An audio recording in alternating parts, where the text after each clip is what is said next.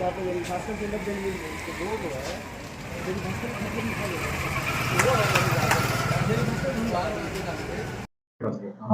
नमस्कार। मेरा नाम है डॉक्टर चक्रधर दासरी। मैं बेंगलुरु से आया हूँ। मैं अभी गुप्ता जी की हॉस्पिटल में बैठा हूँ, गुप्ता सर्जिकल हॉस्पिटल हमारा माऊ में। मैं फेफड़े का विशेषज्ञ हूँ। फेफड़े का जो बीमारी है, सीओपीडी, अस्थमा, ब्रोंकिएक्टासिस, ब्रोंकाइटिस और निमोनिया, कोविड-19, वायरल इन्फेक्शन, सबका जांच मैं इधर करता हूँ अभी। इस समय सर मौसम परिवर्तन चल रहा है, किस तरीके से इस वायरल इन्फेक्शन बढ़ रहे हैं?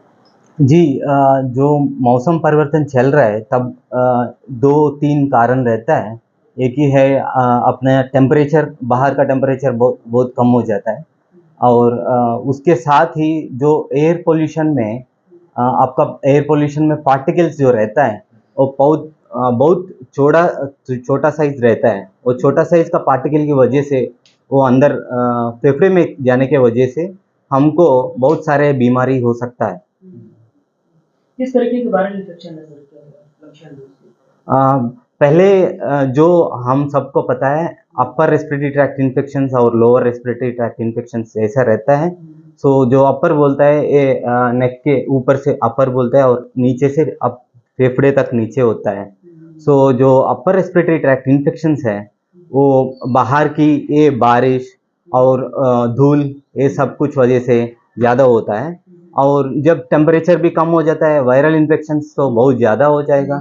तो आप सब ने सुना होगा, वो इन्फ्लुएंजा बोलते हैं, सार्स बोलता है, मेर्स बोलता है, ये सब ज़्यादा खतरनाक बीमारी है। सो जल्दी से जल्दी आप डॉक्टर को नहीं पहुंचा तो नुकसान हो जाएगा।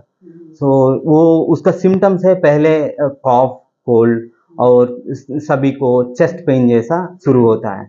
आप जल्दी उनको पहचानना है और उसके बाद आपके साथ जो भी डॉक्टर हो आपके आसपास में, उधर पास के चलना है और उनको दिखाना है।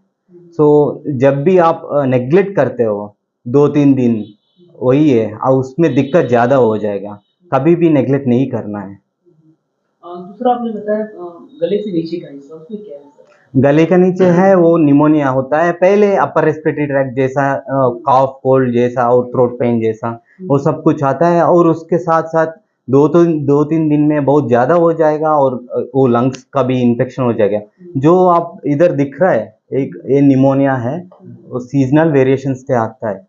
ये दो दिख रहा है ना, दोनों तरफ से नीचे, ये वायरल निमोनिया की वजह से हो रहा है। जितना छोटा दिख रहा है उतना लंग डैमेज हो चुका है। ये स्टडी में जो बोला गया है वो 5वां दिन है, 5वां दिन से ऐसा है। सो और उसके बाद ज़्यादा हो जाएगा।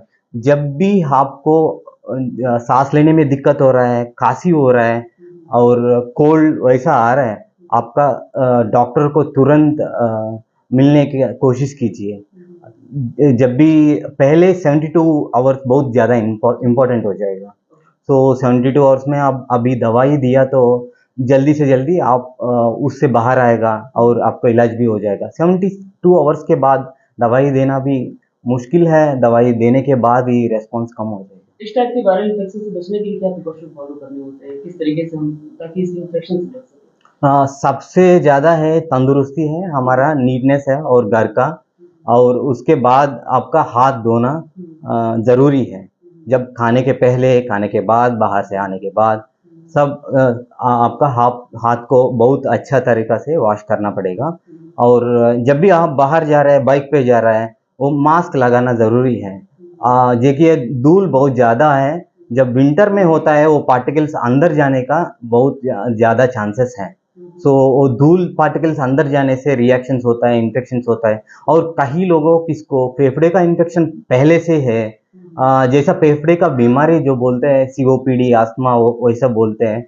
सो उनका जो बीमारी है बहुत ज़्यादा बढ़ जाता है, एक्सर्बेशंस कहते हैं उनको। सो और एलर्जी, जिसको एलर्जी है उनको तुरंत एलर्जी आ जाता है, ज़्यादा ही एक्सर्बेशंस होता है।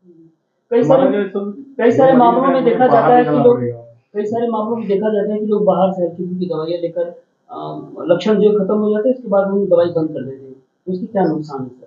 वैसा कभी नहीं करना है, क्योंकि हमको जो इन्फेक्शन है ना इन्फेक्शन है, एलर्जन है, नहीं तो नॉन एलर्जिक है, हमको पता नहीं। जब हमको पता नहीं, दवाई लेने से बहुत निमोनिया हो सकता है। दोनों तरफ इधर वाइटिश कलर आप देख रहे हैं ना, ये निमोनिया है, वायरस की वजह से हो सकता है। अच्छा सर, ये बच्चों को भी मतलब आप ट्रीट करेंगे, मतलब पीडिया में भी? पीडिया एज, उनका एज पे डिपेंड होता है। अगर ज़्यादा छोटा बच्चा है तो पीडिया